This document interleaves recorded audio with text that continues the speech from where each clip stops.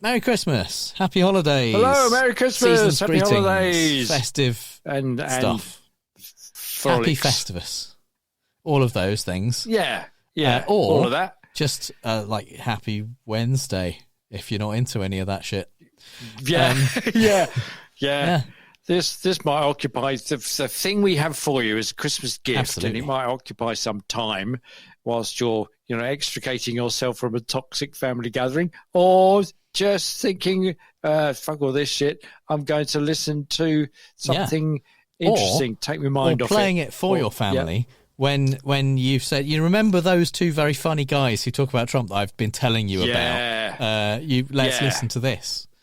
That might be because it's other stuff. And what this is it's a couple of episodes. Well, there's one now and there's one on New Year's Day of us, our breakdown, because we are learned film critics. It's our breakdown of the vanity. Can we call it a vanity we project? Absolutely must. I don't think there's another way to describe it. No. This is, of all the vanity projects, you think you've seen it all with Madonna's type stuff. No, nothing pales into significance compared with this vanity project called You Me Madness. Me You Madness. Me You Madness. Me You Madness. Yeah, Me You it makes Madness, much less You Me sense than Madness. You That Me was Madness. a sequel. Yeah. This is written, produced, directed, and starring Louise Linton, who is the wife of Trump's Treasury Secretary, Steve Mnuchin. Yeah. And where do you think that money came from? Yes. Yeah. And it looks it's a thing. like a film. Yes. So she got people who had made other films to be involved in the making of it. Yeah. But then she used all her own ideas and had enough money that no one ever said, that's a terrible idea and will look and sound stupid. Yeah. I'm not going to work on this project. Yeah. Yeah. Oh, you're going to pay me that much? Okay. Yeah. Whatever. Yeah. So, yeah, we talked about that, and it took us a little while. It always takes us a little while longer than the film itself to talk about how terrible the films are. So we talked about this one for two episodes, which actually was like barnstormingly quick for us. Yeah. We got through a lot. And so we're going to give you as a special Christmas gift. We did this a few years ago now. It was like 2 or 3 years ago for our patrons. We're giving you both episodes of this, so you're not kind of being left hanging. So don't feel like you don't want to listen to this because you're not going to you're not going to know what happens at the end of the film. This is the whole thing. You're going to get both this episode today and the other one on New Year's Day. Because there's no way we can inject more tension by giving you a cliffhanger. No. Into the actual film. Well, though I think maybe we did try to do that. Possibly. Yeah. So, yes. So enjoy this. Enjoy this. And come back for another one on New Year's Day. I think I'm going to disembowel this kid and eat his spleen. Oh, shut it, PC, please. Me? You? Madness. It's a pile of frozen dead bad people. I may or may not have undiagnosed personality disorder. That's really cliche, isn't it?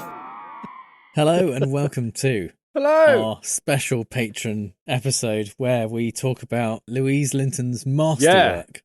Yeah. Me You Madness. Magnum opus. Yes. Uh-huh. Yeah. I think that's good. Entirely the wrong thing to call it.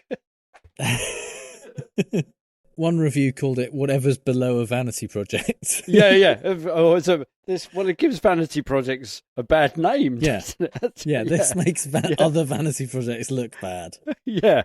No, and not by comparison, just because they're mentioned in the same breath as this thing. Yeah, because we've kind of looked at vanity projects before, haven't we? I mean, we kind of wasn't Ghost Can't Do It a sort of vanity project on the part of John Derrick to vainly give Bo Derrick a vehicle to take all her clothes off, and John Derrick to pretend he's a filmmaker. Yeah, kind of. Well, we're in that kind of territory, aren't we? It's just that, and also well, because I was reading the history of Louise Linton, actress, who on the publicity stills has on the back of her director's chair, directress, because she's a director and an actress. Well, no, surely you're a director or an actor, whatever gender you are, given that this is supposedly to be, that the organisation that she set up seemingly specifically to fund this film is all about, actively promoting, empowerment and the strength of women, to actually put directress on your thing is as a sort of female diminutive. It's shocking that there's stuff about this she doesn't understand, isn't it? Yeah, yeah. But it's shocking, but no surprise, really. And it's and her first. It's what's great is on the Wikipedia was it IMDb? Anyway, somewhere which I suspect she had a hand in when she had her first film role as Miss M, where she was directed by Robert Redford with Tom Hanks and Meryl Streep. And you kind of go, roll with is probably a bit strong. Anyway, she was cut. That entire role was cut from the movie. What was that film then? Was it Lions for Lambs? Yes. Yeah. She didn't make the final cut, but it's still there, on the CV. Yeah, I'm not surprised. I once had lunch with. She didn't stand out as being particularly awful in it. So that's because she wasn't in it at all. She was cut completely, despite the fact that she didn't pay to be in that one. The second film she got because her husband paid the director money for her to be in, and then she complained that she had to audition as well. So it's we're in Bo Derek, John Terrick. Self-financed rubbish. Yeah, so in case you're blissfully unaware, Louise Linton... Remain that way. Remain that way. The wife of Trump's Treasury Secretary, Steve Mnuchin. Yeah. Kind of trophy wife, would you say? Yeah. Let's say that. Yeah. That kind of... Trouble is, trophy wife seems to imply that he had something to do with it. I suspect he's more... unwitting husband, because she gives off the vibe of a corporate ladder climber. It gets mentioned several times in the film that's the way to true happiness, to get on the corporate ladder, and has kind of done. She's gone through several husbands, ended up as wife of Treasury Secretary in Trump's White House. I mean, she's probably best known for that photo of them holding up the sheet of dollar bills, which were the first ones with his signature on. She's like a kind of Cruella de Vil type with long black leather gloves or something holding this money. And didn't they fly there at the taxpayer's expense? Yeah, not there. They flew elsewhere. They flew around the world in private jets, and ended up having to pay back the Treasury. Because it was found that they weren't really allowed to do that. She did some kind of Instagram post thing of her getting off the jet where she tagged all of the designer labels that she was wearing, and someone in the comments pointed out, this is a bit shit.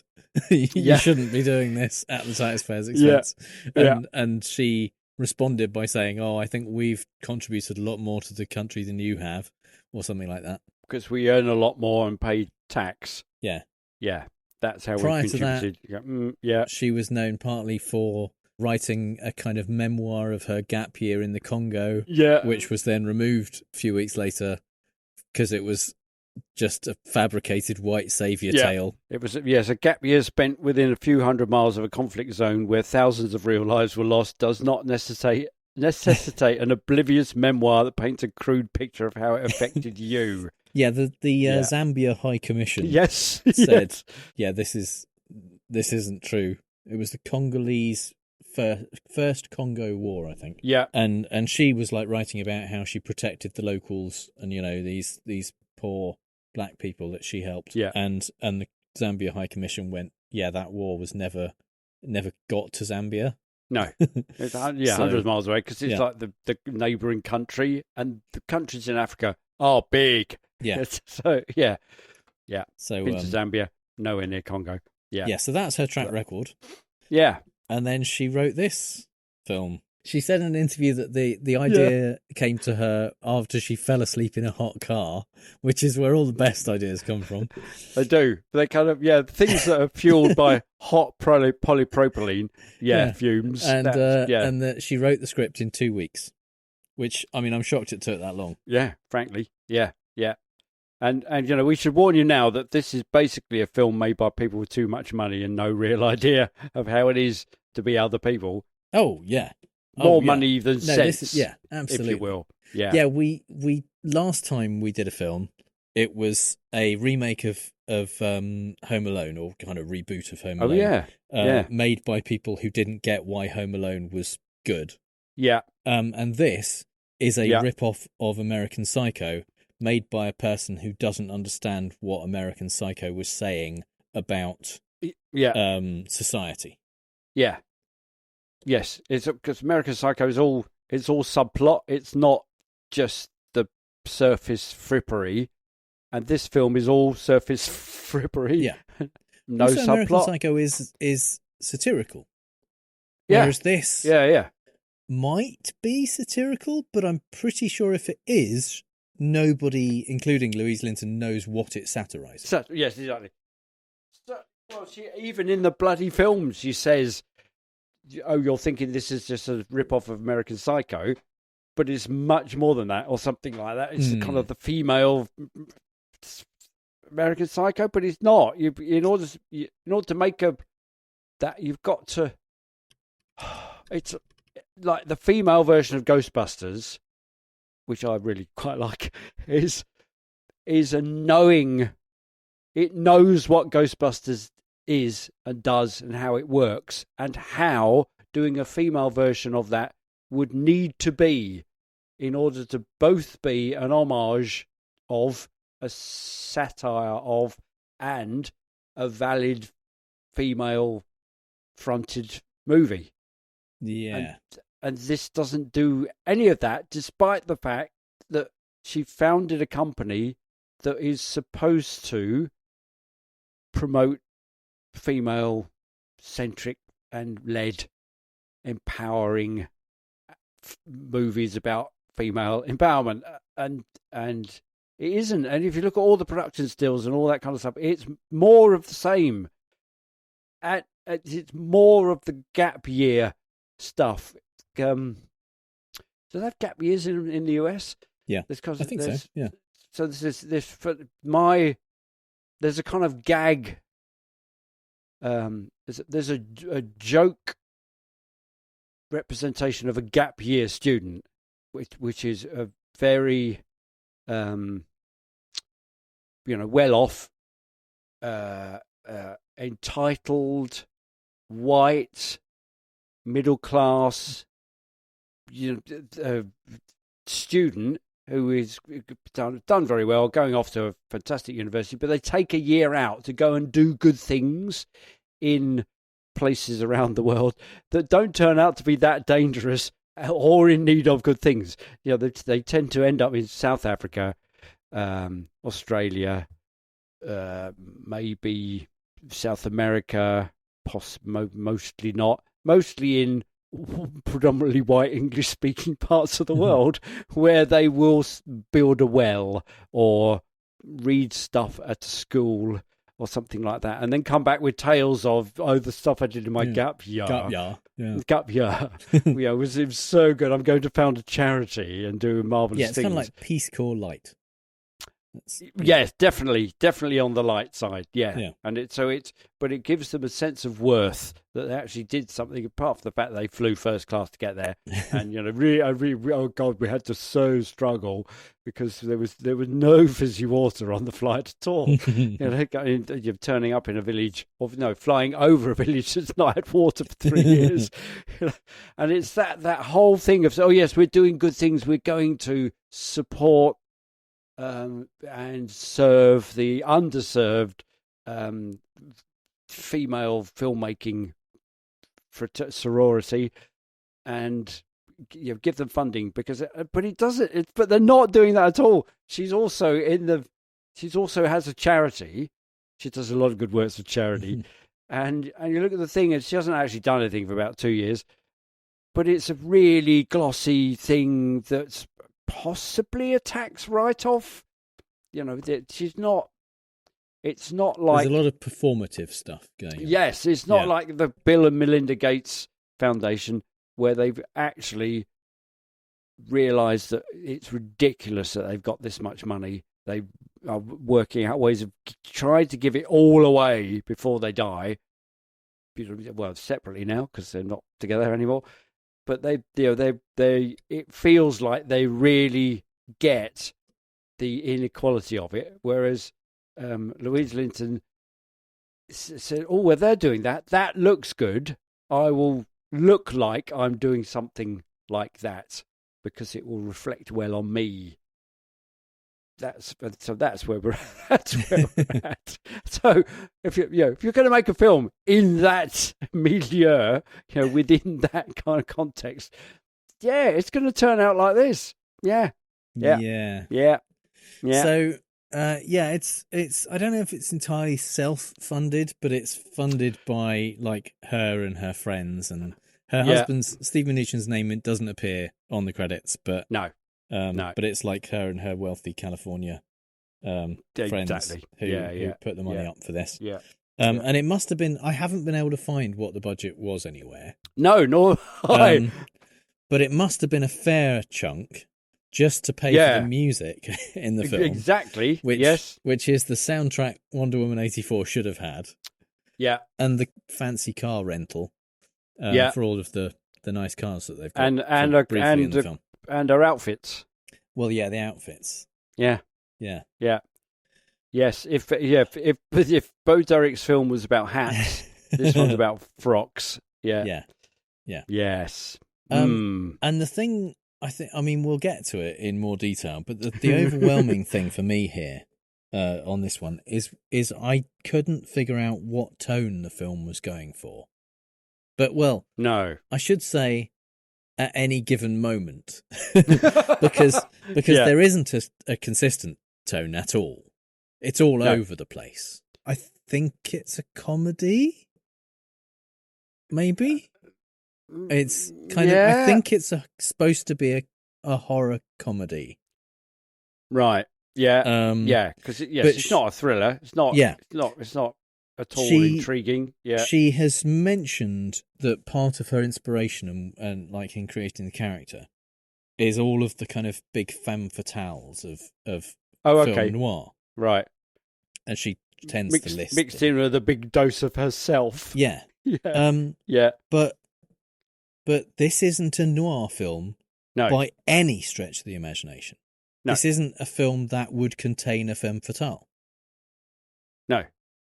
And it's not even Basic Instinct. No, and she would like it to be, but yeah. Oh, and in fact, her character name Catherine Black, I'm absolutely convinced that she called herself Catherine because of Catherine Trammell. Yeah. So and Black presumably is maybe noir. See, I can't get past the tone that this is a midlife crisis movie. It's for me. This is remember when Madonna did that book Sex? Oh yeah. With pictures of her posing naked around the streets of LA, and her continued work on herself. So that that's the when you make your image based on your image. What do you do when your image changes / deteriorates in your own eyes? Well, what you do is make a movie where you cast people that are very good looking who say you are very good looking. Yeah, maybe. Could be. That kind of it. And the problem with funding a film yourself, and I've seen several of those, and you kind of go, well, yeah, the problem is you don't have to pitch it to anyone. Yeah. To get it green lit. Yeah, the problem with having not only funded it herself but having enough money basically to do whatever she wanted is that there was never a decision to be made at any point. There was at no point did she need to be creative. Because if she wrote it down, they could do it. They would just do it. Yeah. It didn't matter. It's Paul McCartney's "Give My Regards to Broad Street" all over again. It's that you just think, no, everyone just went, yeah, righto, we'll do that. How much are you going to pay me? Well, you know, I only want the best. Okay, we'll charge you 4 times what we were going to charge you then. That's it, you know, and you all work on the project and you shoot it over however long they took to shoot it, 8 weeks or something. I don't know, but I was shocked. I tell you what, the house that forms the main set for the film, the bulk of the film takes place in, is in the Malibu Hills, and they stopped production in, I think, November 2018 because of the wildfires, California wildfires. Yeah. And so they were evacuated for a couple of months. And the house, because it's just this glass and steel monstrosity, didn't have enough combustible material to cause any actual problems. So they were able to just go straight back. Carry on. But they were apparently 2 weeks into shooting at that point. Right. And the thing that made me think was, Jesus, this took more than 2 weeks to shoot? Yeah. And then the other thing I discovered was that whilst they were waiting to go back in, you know, their hearts went out to all those people less fortunate themselves. Blah, blah, blah, blah. You're going to fuck off. She said, oh yeah, so during that 4 months, she used the downtime to rehearse and create. Really? Yeah, and create elaborate storyboards. And she said, I did all of my storyboarding with Barbie and Ken and little Polly Pocket dolls. I'm just shocked she rehearsed. Oh, let yeah, alone exactly. for 4 months. And all that they'd shot for 2 weeks with no storyboards or rehearsals. Yeah. Okay. And she explained that she did that. She pretended that they were actors and experimented with camera angles using her iPhone. Oh, Jesus Christ. Oh, my God. Okay. Yeah. So, I suppose we should get started in actually going through it. But, yeah. Well, I put my other thing is, if it's a comedy, it's a strange, unnecessary comedy. The whole thing's unnecessary. That's not funny. Not funny. No, there's no reason. There's no need for any of this at all. No, everything here. There you go. Everything here has been done better by more talented people. Yes. Yes. Yeah. There's no need for it. Yeah. Exactly. Yeah. So, we start off when we get some proper production company logos, like it's an actual film. Yeah.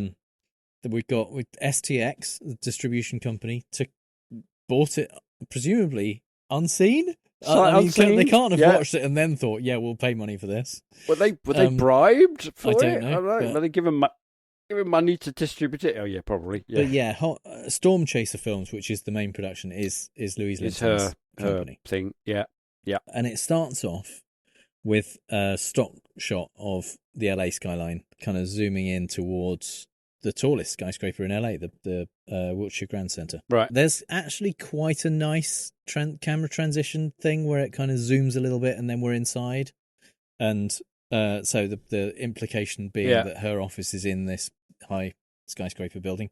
Yeah. Well, it's true Dallas fashion, isn't it? Where you'd have a quick, a tilt up a building and a zoom in, and then you're in JR's office. Yeah. We get a bit of voiceover. Well, the beginning, Jesus Christ, there's such a lot of voiceover. Yeah. Because she absolutely subscribes to the tell, don't, show school of filmmaking. Sometimes the show and then tell anyway. Yeah.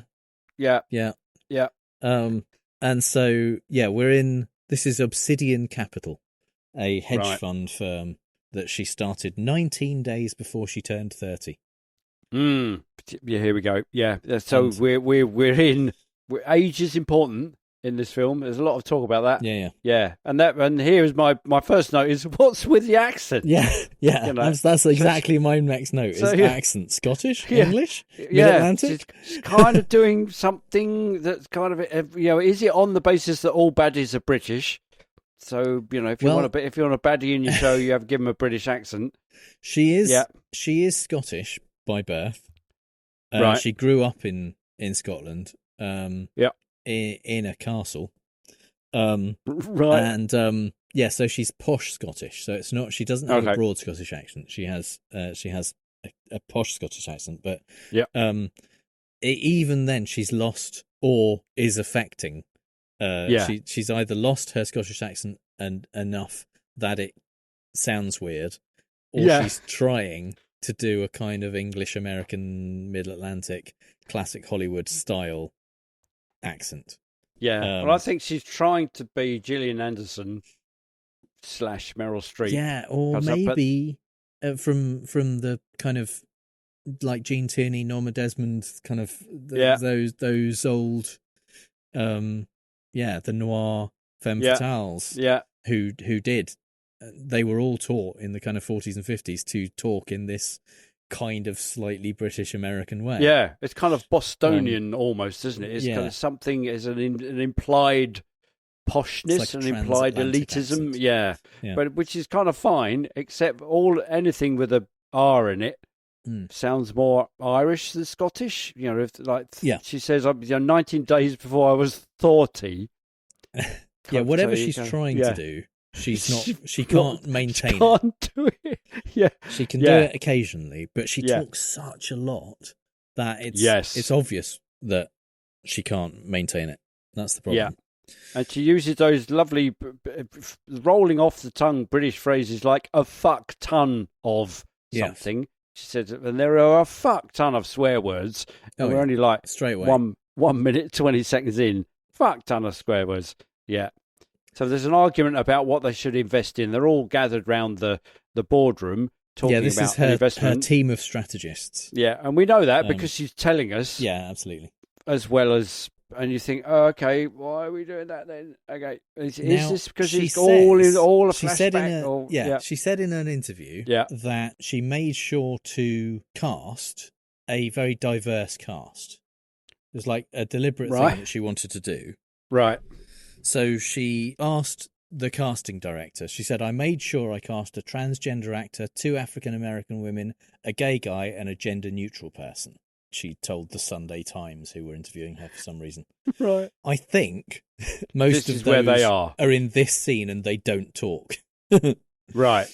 Well, they're moving their mouths, but it's all hidden in voiceover. The gay guy has a few lines, one line in this scene and a couple on the phone later.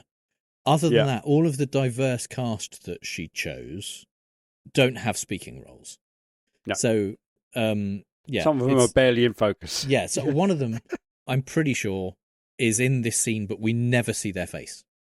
So, right. But yeah, standing up for diversity and inclusion. It's the Storm Chaser way. Yeah. And so apparently they're talking about whether to invest $450 million in this oil company. Yeah. And the gay guy, Patrick, his answer, as one of the team of strategists for the head of this multi-million-dollar hedge fund organization, penthouse suite dwelling, his suggested strategy is stick it in this and we'll sit around and assess the long-term investment. There you go. Which is the level of business acumen you'd expect from John Derek. Yes, exactly. Yes. And these are business words. Yeah. Except they aren't even business words. No. It's not. They didn't get together. Business magnetic poetry and make up a line. They were like, stick your $450 million in this company while we decide whether it's any good. And she immediately leaps on it and goes, no, this company's a piece of shit and the CEO is awful and they're not even making their kind of revised down projections. Why are they having a meeting about this? This is so clearly not a good idea for a company to invest in. Yeah. And why are they having a meeting anyway when she's going to decide what to do? She never has another meeting again. No. She's just barking her orders. She's made decisions already before her financial advisor rings her up and warns her of something. And we don't get to hear the people in the meeting anyway because that's full of voiceover. So, let's be inclusive, but not listen to a word they say. And the gay guy says when she snaps at him for being stupid because she's listening to their counsel. Mm-hmm. He says this is because I'm a guy, and I'm going okay. I suspect that's a big foreshadowy flag. Mm-hmm. Gotta go right there. You go. Yeah. Mm-hmm. And then we get this weird bit where she dismisses everybody and she sat there and tells us about the spiders. There's a spider on the orchid at one point, and then it walked all over her hands or a stunt double's hand, and she tells us in what ought to be a Hitchhiker's Guide to the Galaxy moment. That when something occurs, like the Babelfish, somebody gets shoved into Arthur Dent's ear, and then we get to hear about something we've never heard about. So it kind of does that, and she breaks the fourth wall in a Phoebe Waller-Bridge kind of way to tell us. Oh, she wishes. Oh, yeah. To tell us what she just told us. Yeah, she says spiders are the largest order of arachnids and rank 7 in total species diversity among all other orders of organisms, which is word for word taken from the Wikipedia page on spiders. Yeah. Except for the word she inserted, which is other, because that's the bit that makes it not make any sense. Yeah. Because they can't rank 7th in diversity of all other organisms, because all other organisms doesn't include spiders. Yeah. It's all organisms. It's all orders of organisms. Yeah. Yeah. Yeah. So she took she literally cut and pasted from Wikipedia into her script and then fucked it up. Yeah. Yeah. And then we get then she says, "Oh yeah, spider sex is dangerous.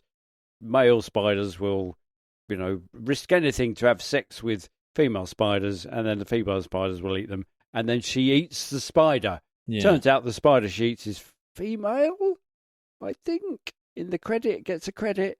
Says, it's got a female. It's like Kiki or something like that, isn't it? But, yeah. Maybe that's part of the inclusion. Maybe. Yeah. And And I kind of quite like that moment when she eats the spider. It was kind of unexpected in a Andalou eye slice shock kind of way. Yeah. Except she wouldn't know what that was. So I suspect that species is not one of the species that eats the females eat the male after sex. But never mind. Well, yeah, because you wouldn't want one of those because that would bite you if you had it on your hand. Yeah. And then we get a more fourth wall intro of what her morning routine details are. Get up at 5, go off, do the gym, ride on the Peloton, product placement names. Well, she starts cycling. The voiceover when she wakes up. She says, "I wake up at 5 a.m. every morning. I'm happy when I wake up because I remember that I'm me and my life is incredible."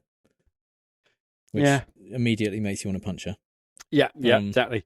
And I'm thinking, so there's this bit of inevitably there's lingerie, yoga pants, the shower, and I'm thinking, in the hands of Charlie Brooker, this could be the setup for quite a dark Black Mirror episode with some sort of allegorical sting in its moral tale. Yeah, I've literally written down, there is potential for talented people who know what they're doing to make something good out of this. Like, the concept isn't a terrible concept. It's done really badly. Yeah. But the ideas, there are some ideas here that could make an interesting story. Yeah. If they were done by someone who could write stuff. Yeah. Yeah. And didn't do any of the plot points that follow on. And didn't insist on acting in it themselves. Yeah. I just say, and I've got, so this is, in my naivety, I've said, we'll see. And I put, but at the moment it feels like, sod you for turning me down for Devil Wears Prada. I'm going to outstreep you all. Yeah. And then we get a montage of stuff from 4:49 to 5:07. So 18 seconds, we get 3 outfits, which is there are 42 total outfits in this film, which is an average of one every 2.25 minutes. And there are times where it's a lot more frequent than that. So and no more needful, i.e., a lot more needless. Yeah. She has a shower, the first of many. Yeah. She name checks various brands, including some made up designer brands. Like they couldn't get the right to use the names of designers. Yeah, probably. Yeah. Because I think the exercise bike were more than happy to Peloton, have their product featured placed reasonably heavily. But yeah, I think this seems to be a direct homage to American Psycho in the kind of the naming of brands and things. And again, I don't think she understands why they did it in American Psycho. Yeah. So, but they did it, so she's doing it. Yeah. In the extent, I mean, she will mention American Psycho by name in a minute, but to the extent that they are doing any kind of direct referencing, I have no problem with films referencing other films or TV shows or stuff like that. I'd quite like it. It's a thing I would do and have done in my own writing. Yeah. But she thinks that referencing a film is the same as just naming a film. Yeah. Yeah. Do you think that's all you need to do? Most of the references in this are just her saying the name of a film, like usually to camera. Yeah. Or and on screen. And text on screen. Yeah. As well. It's like she's saying, this is the bit I've stolen. That's the film I took this bit from. So you should, if you've seen that film, you'll recognise that, and winking almost. See what I've done there? It's added the weight from that film into my film. It's a bit like the phenomena when you're in a band and you play a cover song. It doesn't matter how badly you play, as long as you play it fairly competently, people will remember the original song and think, oh yeah, that was great. So you get imbued with the memory that the listener has of hearing that record done by the original band. But what this is like instead of giving you the memory of those films, this is like a bad impressionist doing an impression, and the thing they say when they're doing the voice is the name of the person they're doing. Yes. Like, I'm Michael Caine. Yes. Hello, I'm Bob Hoskins. That's the extent of their ability to do that impression. Yeah. Is it sounds nothing like the person, but at least they've said the name, so you know what they were going for. Yeah. And in this, that's the entire content of the Trip series with Rob Brydon and Steve Coogan. That's the entirety of their legitimacy insofar as doing impressions. Yes. So that's how she references films. So with that in mind, I appreciate the subtlety because she hasn't actually mentioned American Psycho yet. Of her kind of referencing American Psycho by talking about brands and things like that. This is as subtle as it will get for the rest of the film. That's it. And this is the kind of the pre-title sequence. Yeah. And we also get Jump by the Pointer Sisters, which is the first of many 80s songs. And over her getting onto a private jet, which is a sport. Yeah, she says, the voiceover says, I was not born with money, so I learned its value early on, over her spending $65 million on a Gulf Stream. Yeah. Again, this is her not understanding anything, because she was born with money. Yeah. Like, her family owns Melville Castle in Scotland. She went to Fettes College, the kind of posh, fee-paying boarding school in Scotland. Yeah. So she doesn't understand the value of money. She's making her character say these lines. Yeah. As if because someone who was born without money and has earned lots of money through being, successful would understand the value of money. But if she knew anything about people who don't have money understanding the value of money, she would know that means you don't just spend huge random amounts of money on nothing. Yeah, because you can get a private jet, a perfectly good, like, second-hand Gulfstream 4 for like 20 million. Yeah. It's that's what you do if you understand the value of money. You don't spend enormous amounts of money you don't need to spend. Yeah. You can, you can still buy everything you want if you have enough. Yeah. But But there's, she delights in just being able to do that. I mean, and up until this point, the kind of character, you kind of go, oh, okay, here we have, this could be the female American Psycho. Okay, let's see what's going on. We've established the character. Yeah. And this disconnect, the disconnect between the value of money, the cost of anything, value of nothing, the value of money. No, that doesn't sit well with the fact that you've just bought a plane to go somewhere because you don't like going on commercial flights. But another part of what she didn't get about American Psycho is that Patrick Bateman isn't the owner of the company. Yeah. He isn't a super rich hedge fund guy. He's among a group of similarly placed, desperately scrabbling for money, wannabe rich guys who live this rich kind of lifestyle of going out and drinking and, you know, all of that stuff. But he lives in a reasonably pokey apartment and wishes he was doing better. And they all have business cards made up saying vice president because they all want to be at the higher level than they are. They're all kind of faking it. It's all about the surface. It's all about the surface for those people because they don't actually have the resources they pretend to have. Yeah. Whereas she, in Catherine Black, has more money than she could possibly ever spend on whatever she wants. Yeah. And has this amazing architectural dream house and you know, the enough money that she can just spend $65 million without thinking about it. So she's missed that entire point of what Patrick Bateman was aspiring to. Yeah. Yeah.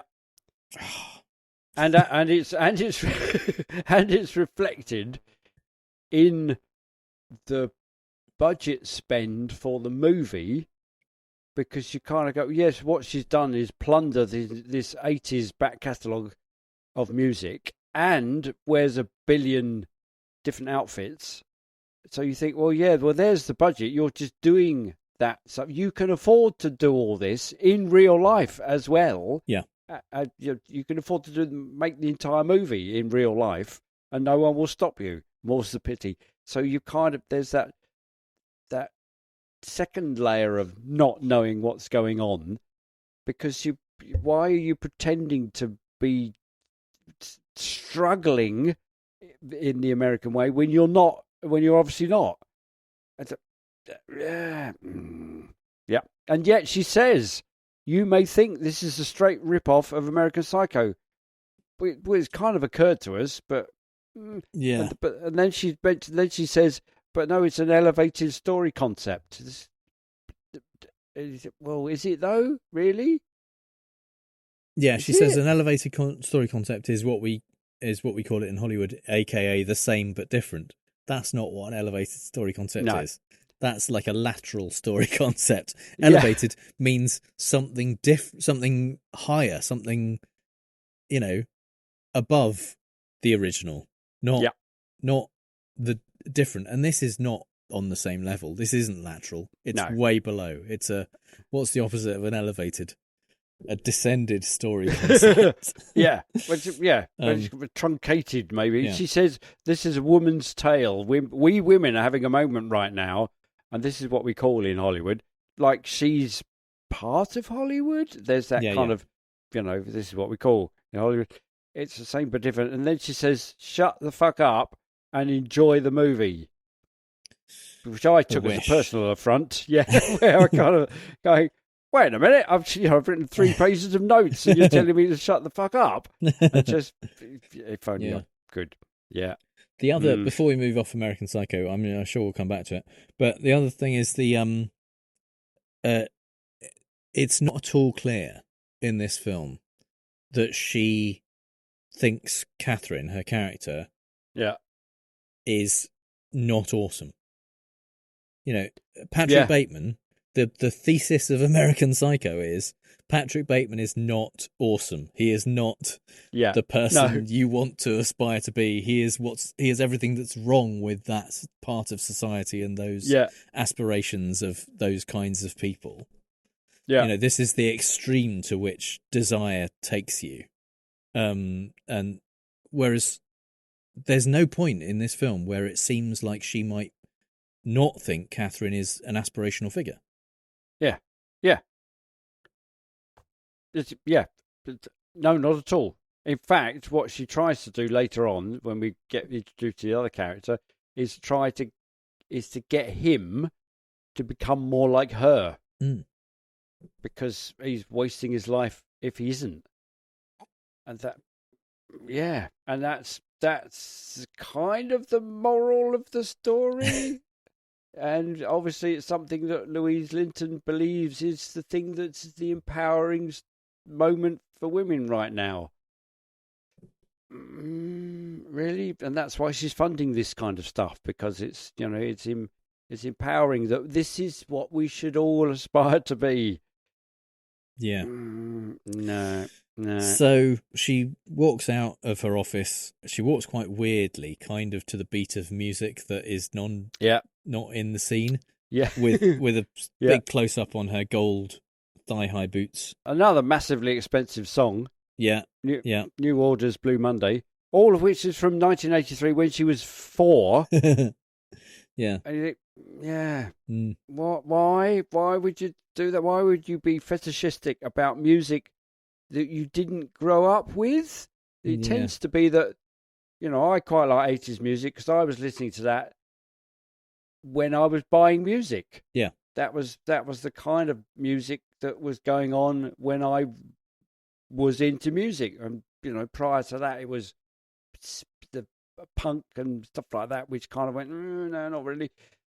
But the New Romantics and the 80s and all that stuff. So I think, and every generation has the stuff where they come into awareness of music. So for her, it would have been acid and house and stuff like that. Grunge. Yeah. But no, but it's not popular. Not popular right now. So we won't put any of that in. So we'll just put stuff in that was hip when she was 4. So we get these neon titles, which foreshadow the neon aesthetic of most of the film. Exactly. Basically, this film, because she had enough money to hire people who actually kind of work in and around films. Yeah. None of them have done a significant amount of work. The people, at least the people that I was able to kind of research on the crew. Yeah. But they've all done a little bit. And actually if you really like neon, the lighting, the cinematography and the lighting is reasonably good. Yeah. It looks like a real film. Yeah. Yes, it has the appearance of a real film. Yes. Don't be fooled. But though. You have to really, really like neon. Yeah. And she mentions Atomic Blonde, of course. She specifically name checks it later on. But yeah, that kind of thing, Neon Demon, those kinds of aesthetics are what she seems to be going for. Yeah. And in the titles, we get this kind of neon aesthetic as well. And then she gets into her Aston Martin Vanquish. And specifically mentions Die Another Day, because she thinks that referencing films means just saying the name of the film. Yeah. and she says James Bond drove this in that. So and I'm thinking, hang on a minute, is this kind of a sort of meta reference there, because she's a character in a film mentioning another character in another film via the medium of Louise Linton, who really aspires to be like this, or aspires to be. I don't know. It was an odd moment when to actually James Bond did. I don't know. James Bond doesn't exist, but the Aston Martin does. That's the thing. This is the Aston Martin, and its entire raison d'être is that James Bond drove it. Well, no, it was used in the James Bond movies. I thought briefly, for the briefest of moments, that it might be the Aston Martin from Die Another Day. The and that's what she meant. Yeah. But it's not, of course. It's just like, no, this is the same kind of car. Yeah. That was in Die Another Day. But and then we get a nerdy kind of rundown of what it is. It's more powerful. It's more powerful, improved aerodynamic. Yeah. And to the dollar of what it cost her. Yeah.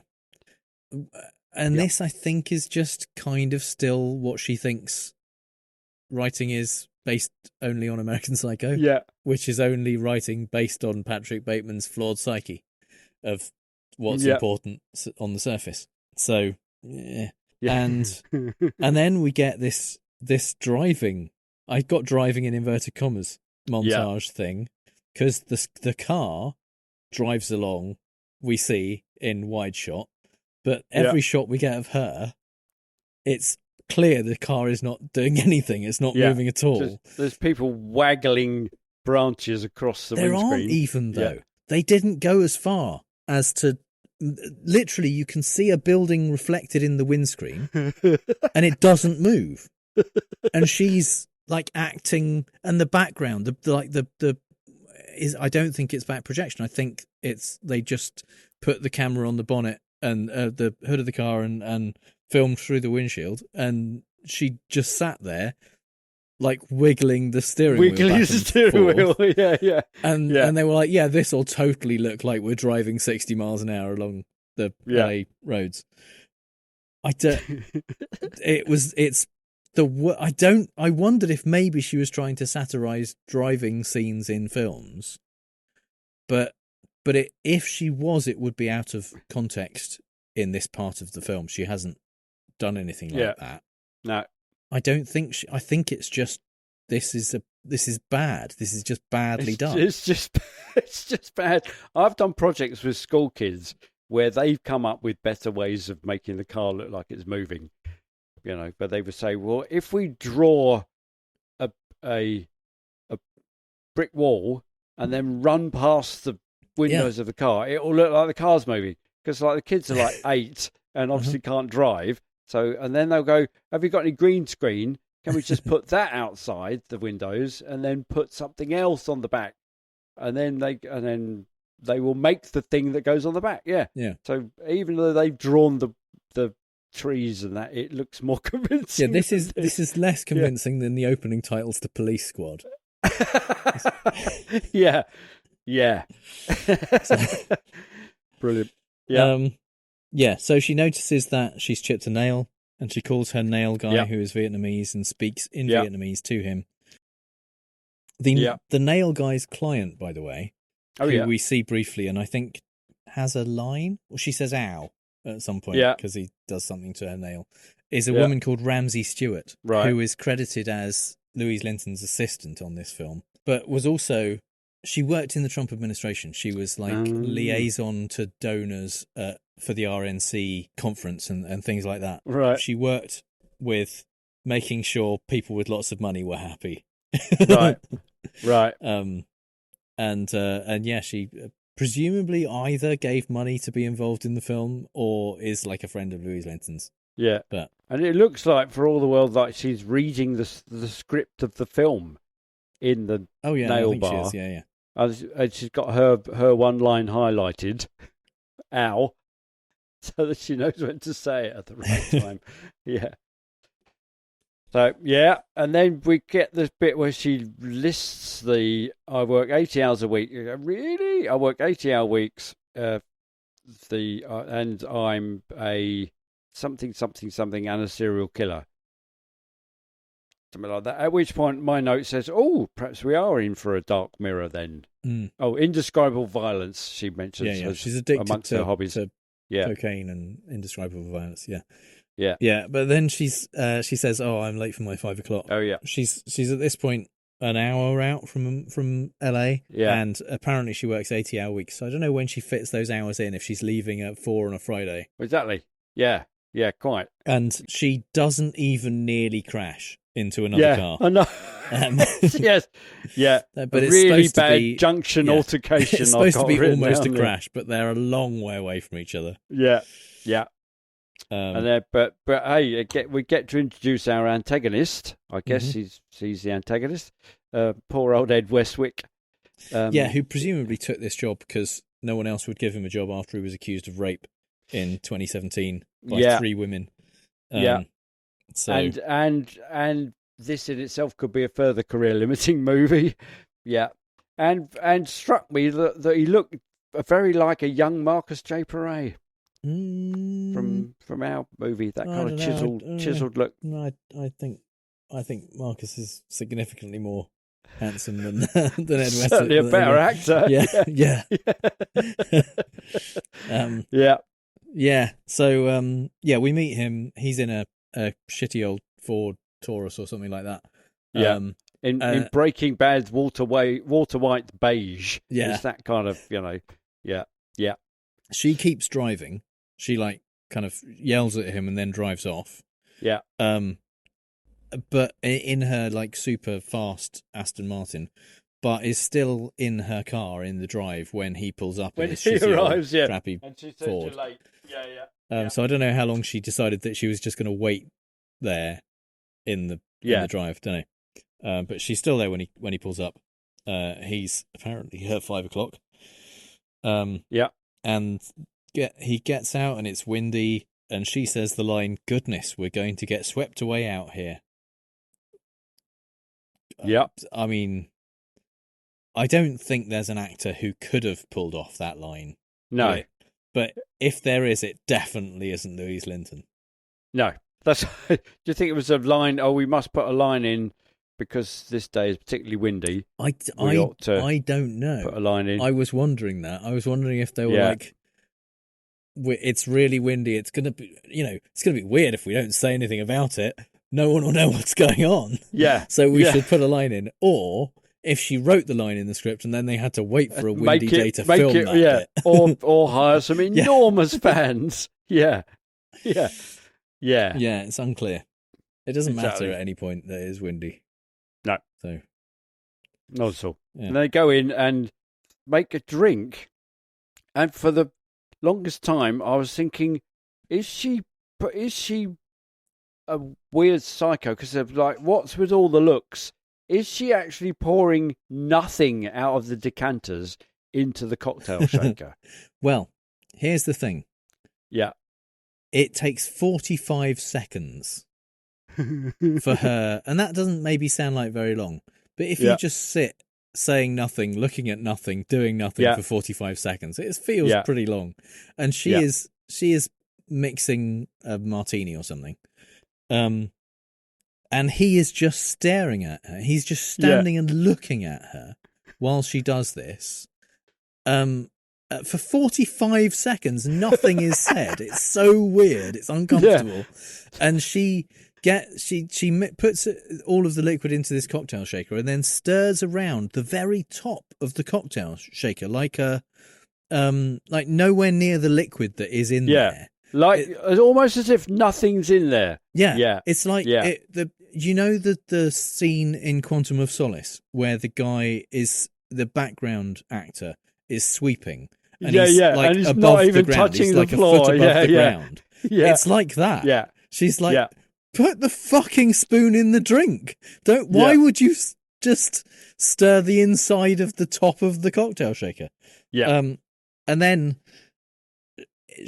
I don't know, there's a couple of lines, but then she has to do a bit of voiceover because we can't just, have the story move on.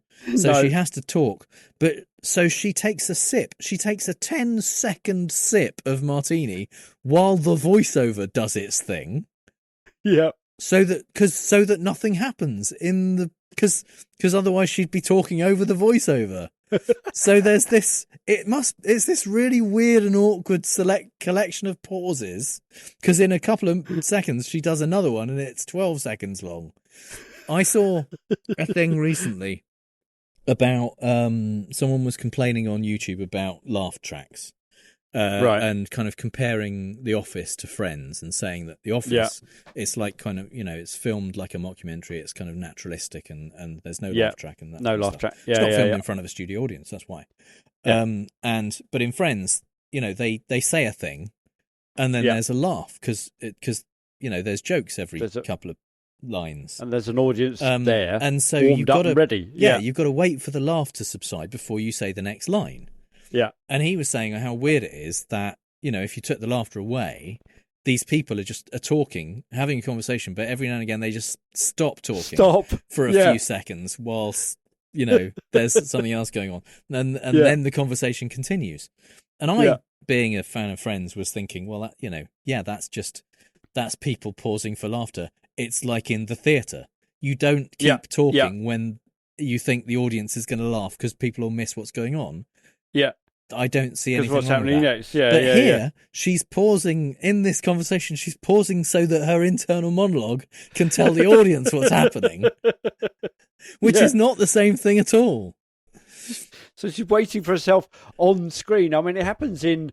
I was watching the new Attenborough documentary series, Green Planet, and he does that. There will be a voiceover, and then it will cut to him in, on scene, somewhere on location, and he will say the end of the sentence that the voiceover has said. Yeah.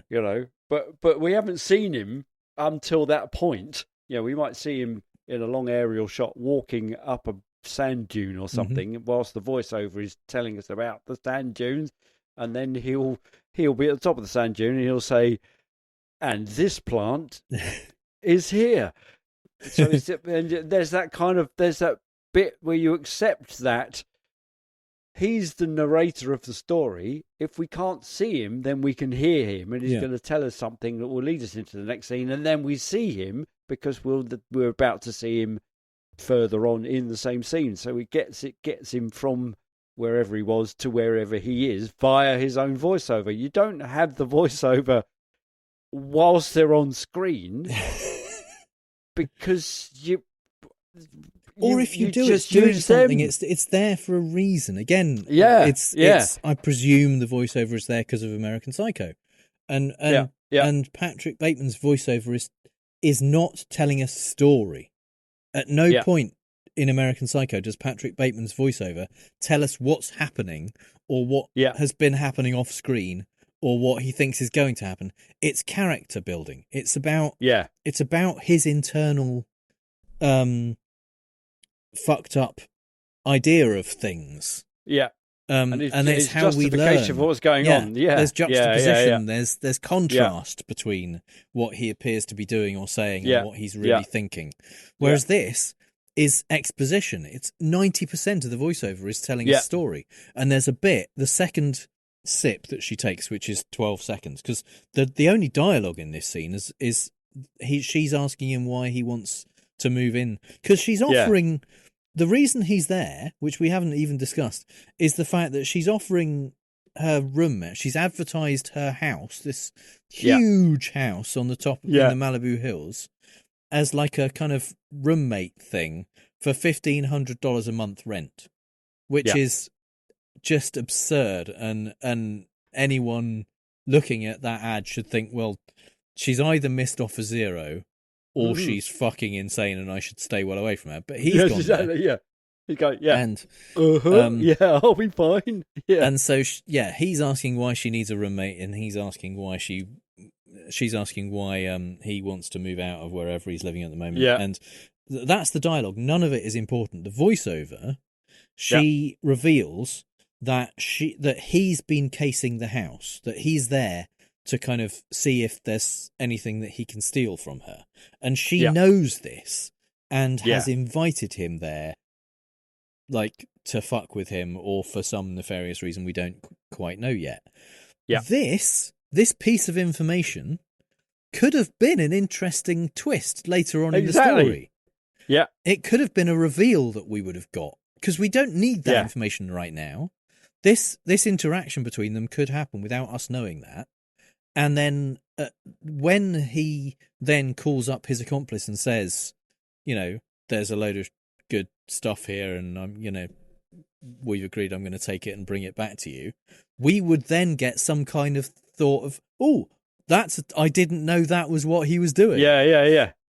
But she ruins it completely by telling us that in the voiceover. Not only that that's what he's doing, but that she knows about it. We could have had that as a second twist. After having found out that he was a thief who was casing the joint, we could have then found out that she already knew that and intended him to be there. This is really bad writing. Which is how you make movies. Yeah. That's how you make movies. She's got her story and rammed it into a 12-second voiceover. Yeah. To ruin it for everyone up front. Yeah, exactly. So we get there and we go, well, my note is, well, I don't care anymore then. Nothing. There's nothing to learn. There's nothing that's going to play out. What the fuck? That's it. It's all gone. And I put saves on plot, I guess, and gives her more control over the situation. Okay, if you say so. I'll put, really? Yeah. Does it? Yeah. Yeah. And then she also talks about, doesn't she talk about millennials and stuff like that? No, that's later on. But my note is that I'm getting the feeling already that what we're seeing is an expensive overdressed vehicle for Linton's favourite rants. Yeah. Oh, absolutely. Yeah. Yeah. Dressed up in such a way as to try and make a virtue of it in a movie to fleece people out of their money and their tiny minds. The $1,500 a month thing made me think, is it...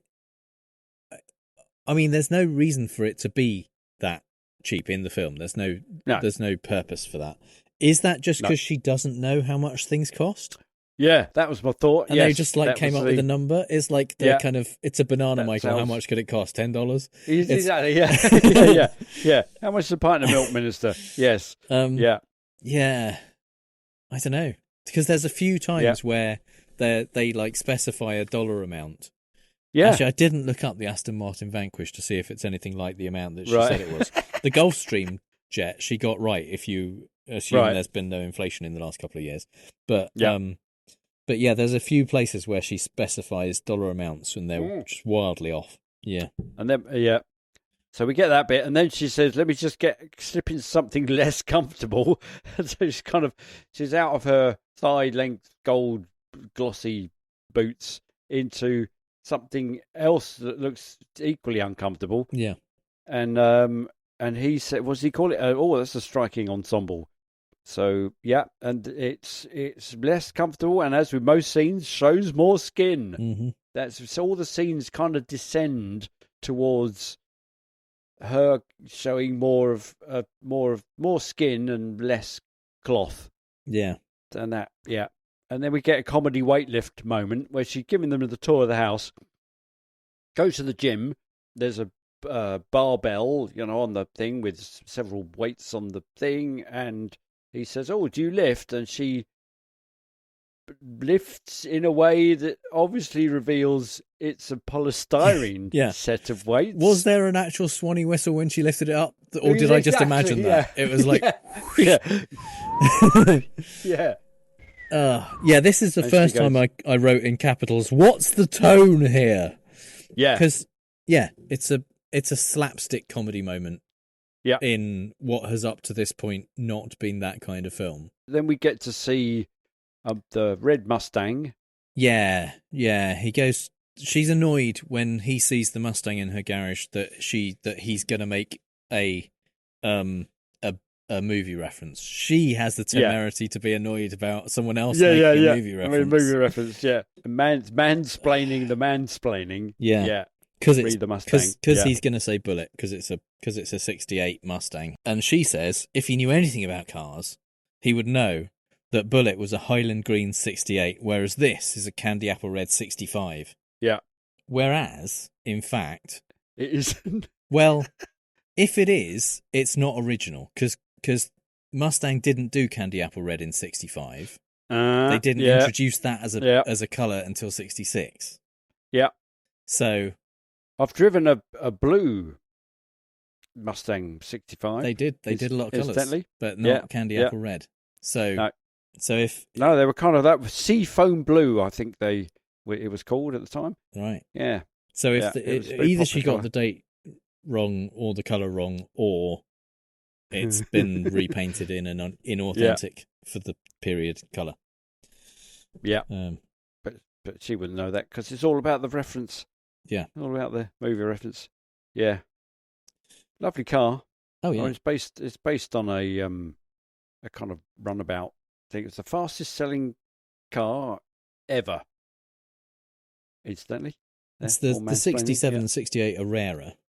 Yeah. I think they had some kind of supply issues in 67 and 68, which meant they didn't make as many. Yeah, I'm interested. I'm surprised to see a 65 fastback. That kind of I'd go. Yeah, I would. No, that was the year they introduced the fastback. Oh, okay. Yeah. Most weight loss plans are one size fits all, not taking into account each person's individual needs. Noom is here to change that. Noom Weight uses psychology. That's why they say losing weight starts with your brain. But it also takes into account your unique biological factors, which also affect weight loss success. The program helps you understand the science behind your eating choices and why you have cravings. Everyone's journey is different, so your daily lessons are personalized to you and your goals. One of the great things about Noom is that it's nourishing instead of restrictive. They focus on progress instead of perfection. You don't have to give up carbs, or anything for that matter. Have cravings? Food FOMO? Noom can help you lose weight while still enjoying your favorite foods. To date, Noom has helped more than 5.2 million people lose weight. Stay focused on what's important to you with Noom's psychology and biology-based approach. Sign up for your trial today at Noom.com. That's NOOM.com. So, then we get a weird bit of slow-mo. Which she said, which is in voiceover. Yeah. Which said, magic tricks are about directing attention. I select these fabrics on purpose. Today I'm pleased as there is a breeze. Oh, maybe that's why we had the wind earlier. Maybe. Which it gives a lift to the fabric, which creates an almost slow motion ethereal quality. Which they demonstrate with actual slow motion. With actual slow motion, but not any ethereal quality. And is that because she's distracting with some magic? Hard to say. And then we get, if you've seen the trailer, we get the insane scene where she gets out her fucking My Little Pony phone and triggers party mode on the house and does a weird dance for him on the kind of balcony thing. It's completely insane and was the reason we thought this would be a good film to talk about. Yeah. But it's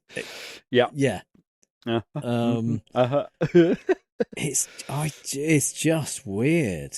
She triggers a piece of music and then does a weird dance. Yeah. And before it cuts, Tyler, which is Ed Westwick's character, sneezes, but they don't cut because they only do one take. This is why I was shocked that it took more than 2 weeks to film this, because I don't believe there was any second takes at any point. Right. However she mispronounced a word or whatever happened in the background or whatever when they were doing stuff, it was like, no, Calculon does one take. That's it. We're not doing it again. No. He sneezes. Kind of, but they leave it in. Yeah. It's fine. Don't explain it. Wind. You don't have to explain. A random sneeze. Nah, we'll just leave that. Yeah. And then my note is there is, she is a psycho. Run, Ed, run. And in case you didn't get it, we get some more voiceover, which tells you she's a psycho. And then I put in there, she's a MILF, but can you be a MILF without actually having any children? And then later on, she does the same gag. Yeah. She calls herself a MILF, which doesn't make any sense. No, exactly. And so my note is there. Surely it should be a wilf. Yeah, like woman, or a lilf for lady. Probably not filth for female. Probably not filth though. Yeah, but she claims to have literally flown. To which she says in voiceover is insane enough to see. She's testing his kind of fight or flight response, I suppose, to see if he's crazy enough to stay or kind of just desires the money. And she says his desire for material enrichment and potential sexual encounter is standing in the way of his need for self-preservation. It is a fascinating juxtaposition, because she thinks that because this character is supposed to be an intelligent character, she must use big words all the time. Yeah. This is another one of those things that's been done far better elsewhere. In The Last Boy Scout, there is a great character who is overly verbose. Right. And he's a bad guy and he kind of beats people up, but he uses ridiculously overblown language. And I think Damon Wayans says at one point, "Shit, we're being beat up by the inventor of Scrabble," and it's done cleverly. It's funny, and he's a minor character that's only in the film kind of intermittently. Brilliant. Whereas here, she's the main character in the film. She's on screen the entire fucking time, and it gets very old very quickly. Yeah. And she doesn't do it as entertainingly as they did in Last Boy Scout. And it doesn't imbue her with any apparent intelligence at all. Just because she wants to be able to say that stuff and sound educated while she's saying it. And in between the bit where she says she literally flew and anything else happening on screen, apart from the voiceover, which, again, we're hearing but the characters aren't, he just stares at her for half a minute before she laughs and says, like, "Oh, I'm just fucking with you." Her laugh is as if she heard that laughter is a thing humans can do, and she wanted to try it. It's like, it's not, it's, if you wanted to like an advert for acting school, this would be the before. Yeah. Or this is the bit that makes Third Rock from the Sun funny. Yeah. That they're trying out the laughter bit, and it doesn't kind of work. Yes. Yeah. So, she does that. And then, she watches him on CCTV, telling his accomplice Chad that she's a MILF. And so we kind of get the fact that, okay, so just get out there, steal everything, go, don't stay, just do what we've agreed to do, which would have been a nice reveal. Yeah. Had we not been told that that's why he was there. Yeah, we already know this, so this isn't teaching us anything. The time code on the CCTV is 0512 Tuesday, so 12th of May. Right. And then 000533. The 05 is minutes, the 33 is seconds. So 5 past midnight? This is middle of the day at best. Yeah. We know when it is, because she was late for her 5 o'clock. So this should be soon after 5 p.m. So the time code doesn't make any sense on the CCTV. You want to get that reset. Yeah. But buy another one. Yeah. And then another how old is she thing. There's this whole thing throughout where they talk about how old is she? And she says about him, "You're something. You're not that old, that much older than me." Later on, she calls him kid. Yeah, he says, but on his profile that she pulls up on the computer, he's 3 years younger than. So he's 3 years older. The character is 3 years older than the actor. Right. So, but both Ed Westwick and Tyler are 7 and 4 years younger than Linton. Right. So there's a very, not that young pal.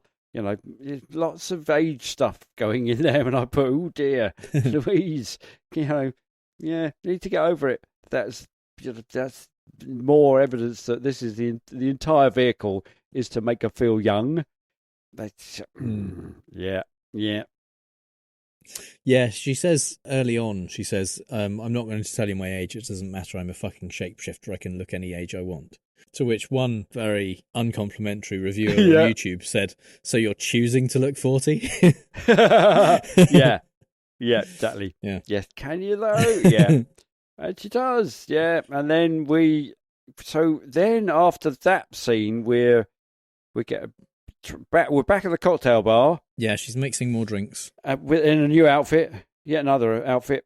And he says to her, "Are you heading out?" That happens a lot. Because every time she changes, he thinks, because his brain resets, he doesn't have a short-term memory. So every time she changes, he thinks she must have got dressed up this time because she's going to a party. Yeah. Or because she's got like people coming around or something like that. Every single time. And But each time she's like, no, this is just how I dress at home. And if it hadn't been ruined by the fact that she told us that he was there casing the joint and she knew it, that would be good, because we kind of go, oh, okay, he's trying to wait till she goes out, and then he will steal everything and leave. But yeah. And then Uber gets mentioned at some point. He says, well, you can't drink. Do you want? I can't. Yeah, I don't want to drink anymore. First of all, he references a film, by which I mean mentioning a film, because she's mixing a drink and he says, take it easy, Flanagan, it ain't cocktail. Yeah. So she offers him a drink and he says he's driving, and then she says Uber. It's not clear where he's driving to. He doesn't end up going anywhere. No. Probably wouldn't if she didn't roofie him either. Yeah. So she dramatically cuts an apple in half for no apparent reason. Yeah. And then he takes a drink and takes about a minute to pass out. Given that she's a somewhat OCD about the quality and details of the house, she chops an apple in half straight on the worktop with a very sharp knife. I'm pretty sure the people who own the house wouldn't have been happy about going, that. Yeah, exactly.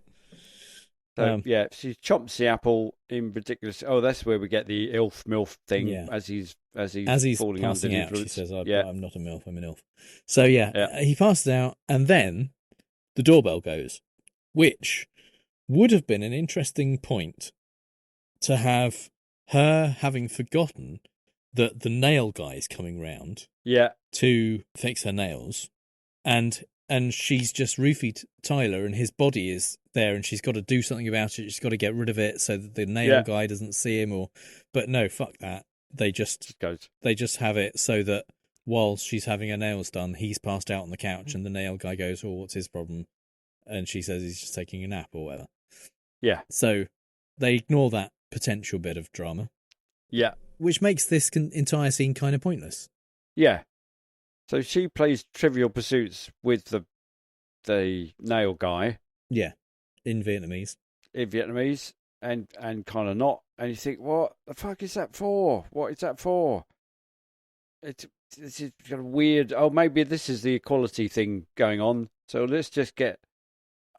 Or maybe it's because, okay, Korean films are really in now. Let's get someone... that looks like he might be in a Korean film. It was described, I think it was Common Sense Media, who described it as a weird amount of Asian fetishization. Where like her confidant and, as we will soon see, her bisexual lover are Asian characters who she speaks with in their own languages, especially the bisexual Chinese woman. There's this thing in kind of Hollywood and films in general of just kind of Asian, especially Asian female characters just being kind of for sex, essentially. It's a kind of slightly uncomfortable level of, oh, these people who work for me or who are my underlings are also not white. And, not particularly empowering, and is it? But I will talk to them in their own language because I can, because I am that awesome and educated. It shows off. Yes, exactly, and it shows off the achievements that I have. Because I can afford to do this. But exactly. It's not very clear what the point of this scene is, or for that matter, what the point of drugging Tyler is at all. Yeah, it's a while now before Tyler wakes up, and there's no point for her having given him anything to send him to sleep. No. Nothing important. Other than other because he's not going to leave. Why is he going to leave? Because he wants to take the room anyway. Yeah. The plot doesn't move on at all until he wakes up again. No. We'll just kill time for a bit. Yeah. Which involves her wearing a leotard outfit. More outfits, yeah. So things in a room. At this point, we get a workout montage in the gym with more voiceover and really bizarre sound effects. Yeah. Really weird kind of... I can't describe them. Cartoon... boinging kind of sound effects. Yeah. I don't understand. I wrote, "What the fuck is going on?" at this point. I don't know why they're there. I don't know what's happening now, or what kind of film this is now. Why is this scene even needed? It's very weird. We get another specific American Psycho reference. She says, "I like to wear leotards while I do my butt crunches. I can do 1,000 now," which is almost a direct line from American Psycho. He says he's doing ab crunches. Yeah, he says, "I can do 1,000 now." So she finishes that bit. She comes back in, takes his pulse, and says, "Still breathing," which you can't tell by taking someone's pulse. Yeah, yeah. And then, Christ, and says, after taking his pulse, she then says in voiceover, "I've really got to take a dump." And we get a small fart noise as she leaves the room. What? Yeah. What is going on in this film now? Why has this film become Home Alone? Yeah. With what? Exactly. Yeah. Yeah. And why did she do that in voiceover? Why do we need to know she's taking a dump? Yeah. No. Then none of this is. Oh Christ! It's like they drugged the actor for real and then had to fill time before he woke up with other scenes that they just made up on the spot. And then she actually definitely needed to go to take a dump, but in the voiceover booth. Right. She's going, and they thought, let's leave that in. Yeah, Why would you write that down? Why is it in this script? What is this film about? Yeah. It's very upsetting.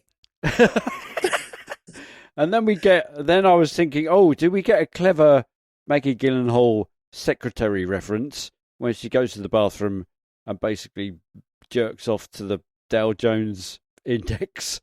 And you think, is that a Maggie Gyllenhaal in the bathroom reference? Is it? No. Maybe. No, don't think so. No, of course not. And then she comes back to check on him again in a different outfit. Yeah. Then goes off to say, okay, I'm going to cook something. Maybe what should we do? Maybe we'll do a casserole. And then comes back. Is that before she sexually assaults him or after? That's just before. All right. And then says, and for one blessed moment in time, a woman harasses the shit out of a man.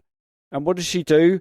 Feel his breasts. Well, and as the camera pans up, it's implied, moves down towards his genitals as well. Yeah. But why, if you're harassing a man, why would you do what... Pecs, I guess. Men, but I don't know. Yeah. And so the VO says, "Oh, shut it, PC police. It's fucking hilarious." Which it isn't. Yeah. It's not. No. Yeah. It's weird that Republicans think, not just that they think it, but they think that anyone would think an oppressed minority, arguably, doing bad things to the traditional oppressors is not only okay, but hilarious. Yeah. Rather than, hey, how about nobody do bad things to each other? To one another. Yeah. Let's not just be as bad as the other guy. So, and like she has ever been, I mean, is she being every woman at this point? Because she it's perfectly within her character to harass the shit out of a man. Yeah, absolutely. And then we get, and I think this is my note, I thought, first gag of the movie, and it's also the first bit where we get this device where on-screen and voiceover don't match. But this is the point where she decided that lists are funny. Yeah, exactly. First of many. And some of the content of the list, in other people's hands, it would be funny. You know, it's a kind of Python-esque funny, in that she's looking at the side effects of what she gave him, and the list includes drowsiness, memory loss, constipation, paranoia, bankruptcy, loss of car keys. That's quite funny. Anal leakage, athlete's foot, spontaneous combustion.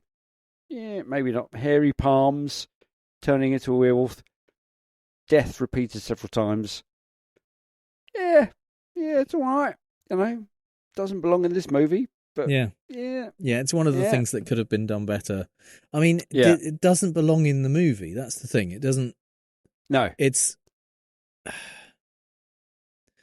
And let's face it, it's really shit on-screen graphics as well. Oh yeah. Well, there's that. but it's just, it's kind of. There's parts of the film that feel like a parody movie, not like a parody of a movie like American Psycho, but like one of those Wayans brothers, scary movie. Don't be a menace to South Central while you're drinking your juice in the hood. Those films that are packed with mediocre gags, but there's such a lot of them that it keeps it going. There's bits of this film that feel like there's stuff from that kind of film, but there's also bits where she wants it to be emotional, I think, and there's bits where she wants it to be kind of actiony and musically. And there's just no consistency of tone. And so this bit comes out of the blue, and so arguably there's a couple of funny bits in the list, but it doesn't belong in the film we've been watching up to this point. No, it doesn't make any sense. No, there are many films which are not comedies where people say a funny thing because they're humans, and humans sometimes say funny things to each other. And so by doing that, they're building a character, or they're building a relationship between two characters. Sometimes then they can even move plot along with something which can be funny between two characters. But they don't do a weird kind of fourth wall breaking silly gag, airplane style gag in the middle of an otherwise dramatic film. Because then in order to do that, then the dramatic bit has got to be it's got to be being done on a comedic basis, and you've got to be in on the gag as the viewer to know that the dramatic bit. It's a bit like you ever seen Cat and Canary? It's a Bob Hope film. Yeah. It's kind of and that's kind of, it's a comedy because it's Bob Hope, but the scary dramatic bits, you and he does fourth wall breaking as well. Oh yeah. But that those dramatic bits are actually truly dramatic. Yeah. I mean those films, Cat and Canary and kind of Paleface and all of Bob Hope's films around that era, to some extent, including the road movies, probably the conceit is he's a comic character. Yeah. And everything going on around him is a drama, is a thriller. Yeah. And so it's like the Stooges or the Marx Brothers. All of the other characters in those films aren't in a comedy. That's right. They're all Michael Caine in The Muppet Christmas Carol. They're all taking it seriously, and it's that the comedy comes from the comic characters taking the piss out of everything in that very serious setting. And they're also the everyman. They're our access to that serious setting as well. Yeah. But here, when we get those moments, there is this moment, but there's nothing in the film that warrants it being there, because we're not brought along for the ride. At no point did I feel engaged with the thing. And I think the moment that I was lost was where she said, "Oh yeah, so he's here to case the joint, and I know that he's going to steal the stuff." And that was the point where I just kind of was no longer engaged with the story, because there was because I wasn't trusted by the filmmaker, in inverted commas, to know what was going, or to be able to work out what was going on as the pieces were revealed to me. I wasn't trusted by her to understand what she meant when she withheld this piece of information from me. So she just told me the whole plot. Yeah. Up front. And there's one bit of information which she holds back until later on in the film, which has no impact whatsoever on the story at all. Yeah. And doesn't make a great deal of sense when it comes out. Yeah. But it's exactly it's the same kind of information as the stuff she's already revealed in voiceover. But yeah, she felt like, okay, well, we have to have some kind of reveal in the third act.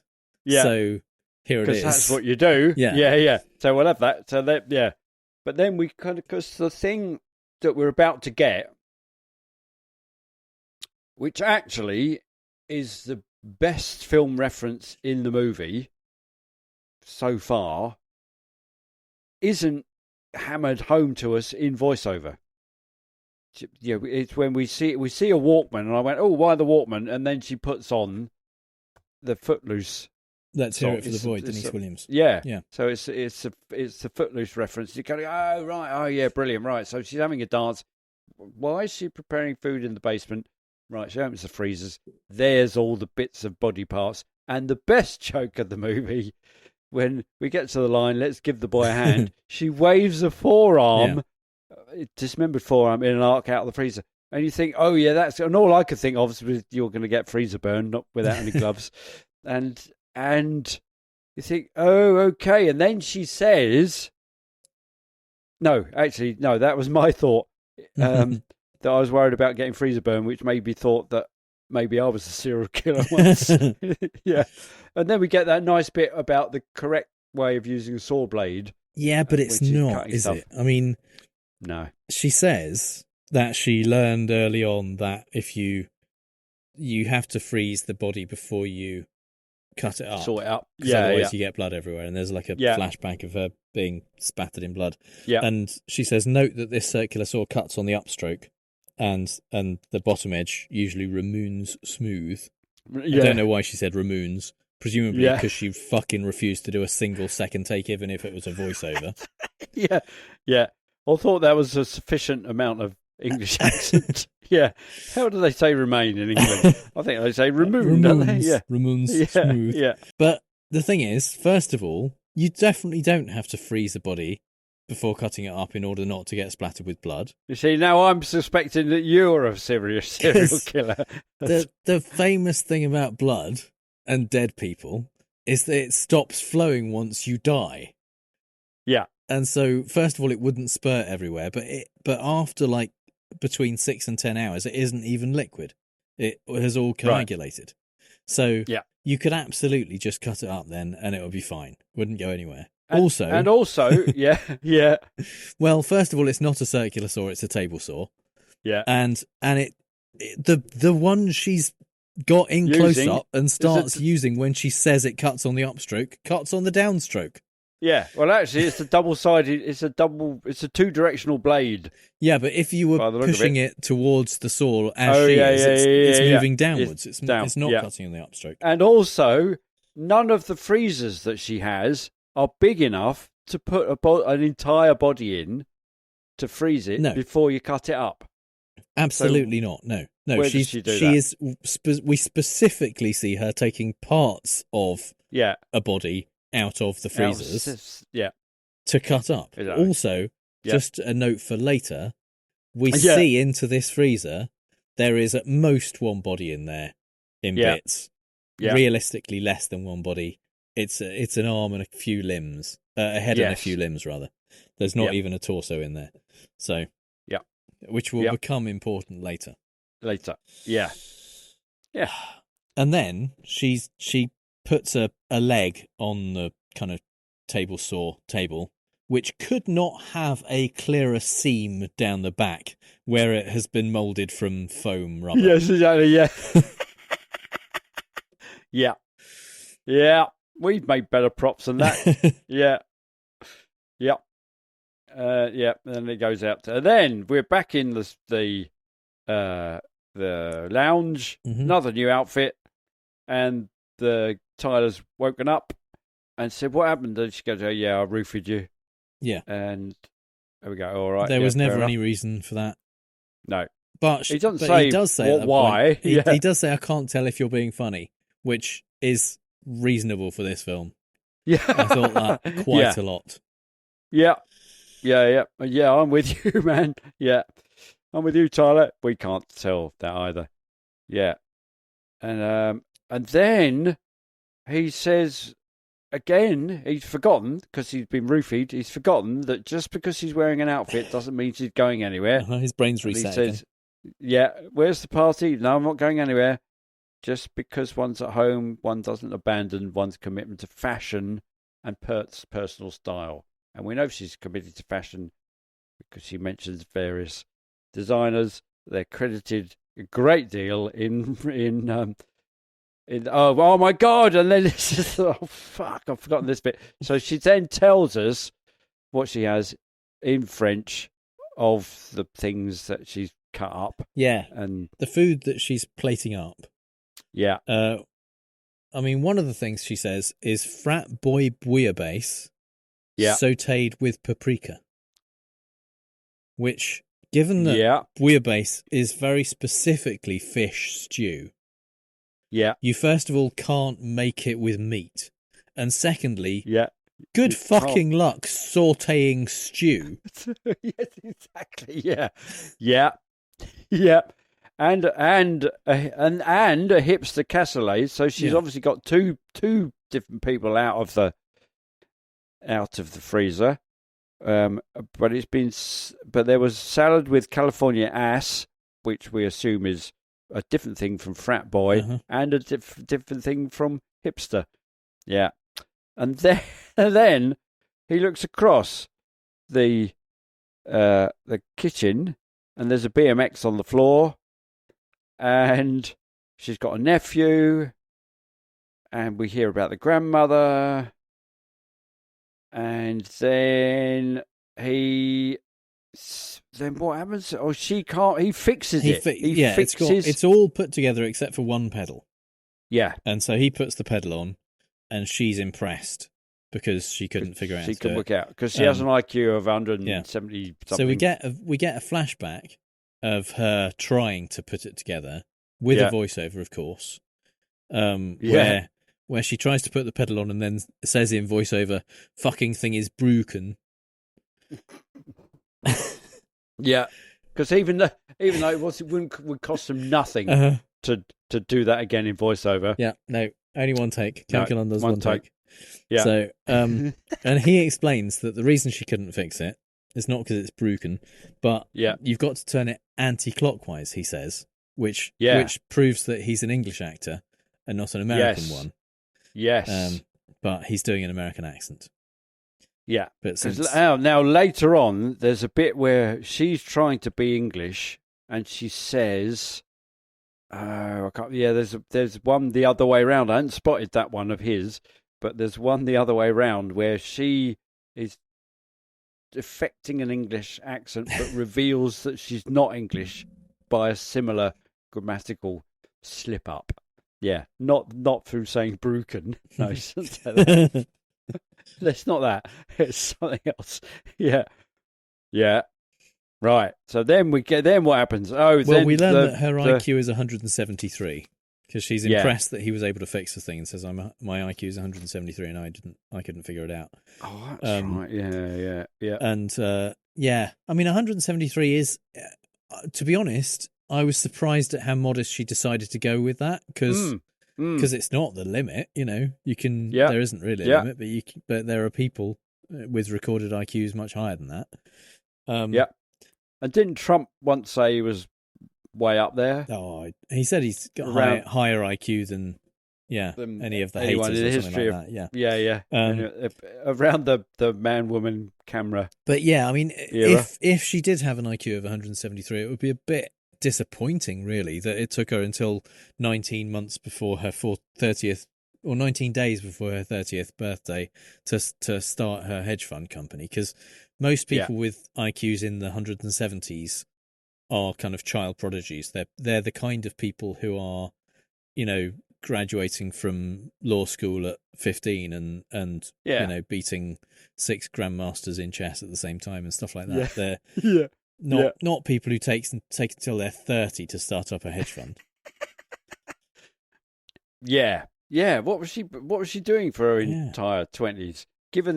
Well, see, because it wasn't the Reaganomic 80s, which this seems to be a homage to, a paean to. So you wouldn't be. It wasn't in the air that this is how you make your money. You start a hedge fund, you do all this kind of stuff. Not like American Psycho, when they kind of got into it early, and then later turned up in The Big Short, doing exactly the same thing. Yeah. So this is the point at which Yu arrives, her Chinese lover, to the strains of Oh Yeah by Yellow. By Yellow, more 80s playlist. Uh-huh. They speak in Mandarin. Yeah, they kiss, they talk Mandarin. Yeah. And he stays and decides to. He was going to hit the sack, but he's decided to stay because there's hints of lesbian action, And then joke number 2, her name translates as "She with the Beautiful Smile," and she's got a scowly one. Yeah, she's got And then we get the gag when he says she's a good cook whilst unknowingly eating testicles. Yeah, and then she gets interrupted with a phone call. She's still at work because one of her 80 hours a week, she has to work 5 minutes at home. And she's advised there's terrible stock crashing with a particular company because this game coming out. And then he says, oh no, you should keep that.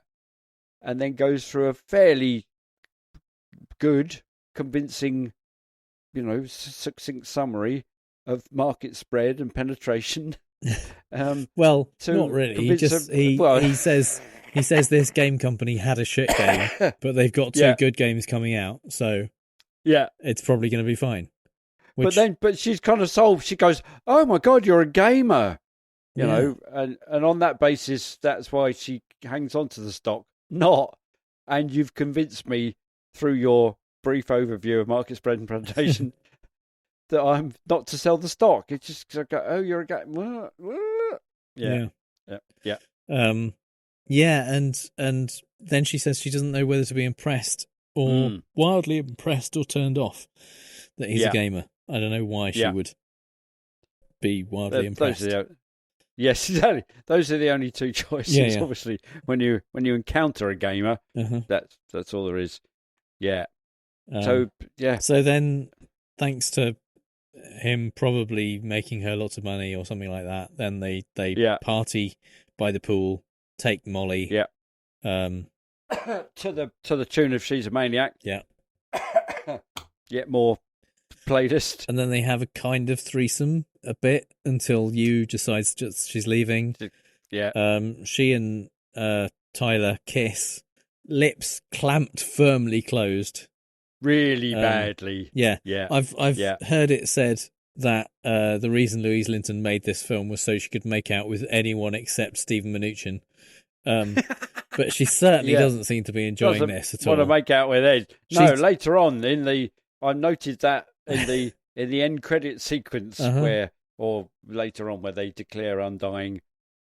Spoiler alert! Oh fuck it! They're undying love for one another, and they just go. You go, what? Yeah, she's just kissing his upper lip, basically. Yeah, just pressing the face together. Think, okay. You've taken this kind of 1930s noir bit far. Although she's perfectly happy to do French kissing with you. You, the character, not you, Mark. Yeah, not me, no. Thank God. I'm sure I've got to think it roofied. Maybe that was, I can't remember it clearly at all. Yeah. Yeah, and for a film that skirts around comedy, they don't make any hay from the fact that one of the characters is named You. No. Rubbish. Yeah. So they wake up in the morning and he gives her lots of compliments, and I just wrote, she wrote this. Yes, exactly.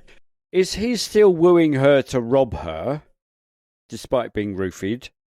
And then, Tyler says, it's important to hear that Tyler says he'd do anything for her. Yeah.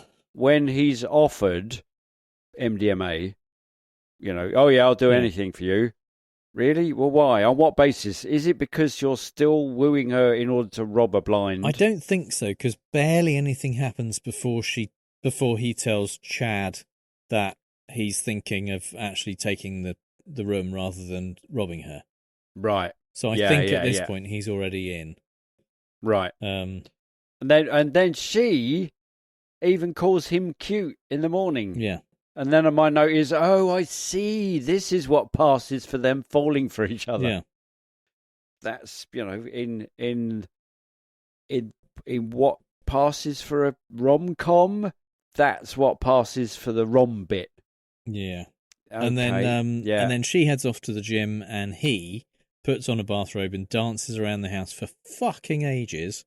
To more Pointer Sisters. I'm so excited. I'm so excited. But there's the first bit where we get this bit about, don't you want to join the corporate ladder? He tells her his backstory. I had to drop out of college, can't afford the tuition. I was studying to be an engineer. Is that part of the corporate ladder? Anyway, and then she says, you'd be really good at that. Yeah, based on what? Based on he fixed the BMX pedal. Yeah, and then I think you're smart, witty, and clever. Well, on what evidence? Yeah. Well, nothing we've seen so far. He's been asleep more hours than he's awake, and he says "sweet" a lot. Yeah. So where's the smart, clever, and witty bit going on? And why is it? So it's obviously for her. She's puzzled. How did you get to live this far and be so clever and witty and a little bit cute, and yet not have a yen to join the corporate ladder? Well, I would, but I just couldn't afford the tuition. You see, that's always been my goal: is to climb the corporate ladder and subjugate myself in the service of a boss. Throughout my time, except I couldn't because I didn't have enough money. So I've had to do all this demeaning stuff in the interim. So that's the setup for the redemption at the end. So I did get to a point where I thought, actually, now if we just stop the movie here, so we're like 43 minutes in, it would kind of be all right. Really? Kind of. Based on what's happened so far. Well, it would sort of be all right.